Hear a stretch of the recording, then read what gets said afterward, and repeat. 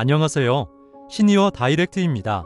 오늘은 50에서 80대에게 가장 위험한 질환 중 하나인 심근경색에 대해 말씀드립니다. 특히 최근 여러 건강기관에서 일교차가 80도 이상 벌어지면 심근경색 위험이 뚜렷하게 증가한다고 경고했습니다. 왜 이런 일이 생기는지, 어떤 신호가 오는지, 그리고 어떻게 대비해야 하는지 정확하게 정리해 드립니다. 일교차가 심근경색을 부르는 이유, 기온이 갑자기 떨어지면 혈관이 순간적으로 수축합니다. 이때 혈압이 빠르게 상승하고 혈액이 끈끈해지면서 혈전이 만들어지기 쉬워집니다. 특히 아침 기온이 영하 또는 갑자기 10도 이상 떨어지는 날에는 혈압이 20, 30 수은주 밀리미터까지 급상승하는 경우도 많습니다. 전문가들은 일교차가 큰 날은 심근경색 뇌졸중이 20, 30% 이상 늘어난다고 말합니다.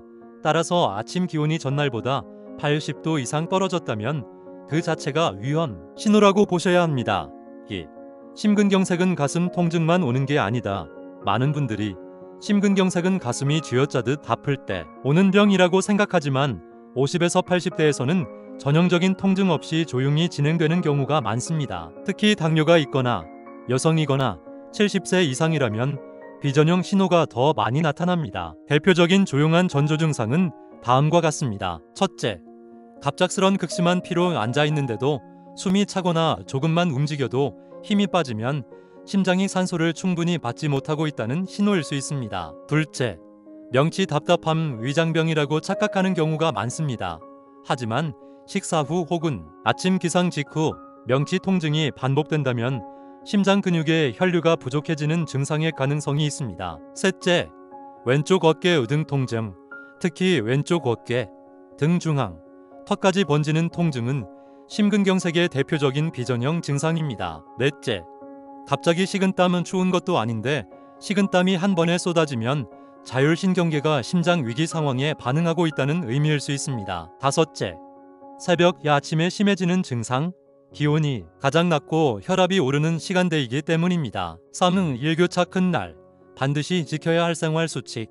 첫째, 기상 직후 갑자기 움직이지 않기. 일어나자마자 혈압이 크게 뛰기 때문에 3에서 5분 정도 앉아서 몸을 깨우는 것이 중요합니다. 둘째, 따뜻한 물 한 잔, 아침 혈액 농도를 낮추는 데 도움이 됩니다. 셋째, 외출 전 5분 실내 스트레칭, 혈관 수축을 완화해 심근경색을 예방합니다. 넷째, 아침 약 복용 시간 지키기, 특히 혈압약, 협심증약, 아스피린 처방을 받으신 분은 아침에 반드시 복용해야 위험이 크게 줄어듭니다. 다섯째, 일교차 심한 날 과도한 활동 자제 및 갑작스러운 계단 오르기, 무거운 물건 들기, 식사 직후 바로 외출하기 등은 피하는 것이 좋습니다. 4. 병원에 바로 가야 하는 신호, 다음 중 한 가지만 있어도 즉시 119 또는 응급실입니다. 10분 이상 지속되는 가슴 답답함, 명치 등의 왼쪽 어깨 통증이 퍼지는 느낌, 숨이 차면서 식은땀, 휴식해도 증상이 가라앉지 않을 때,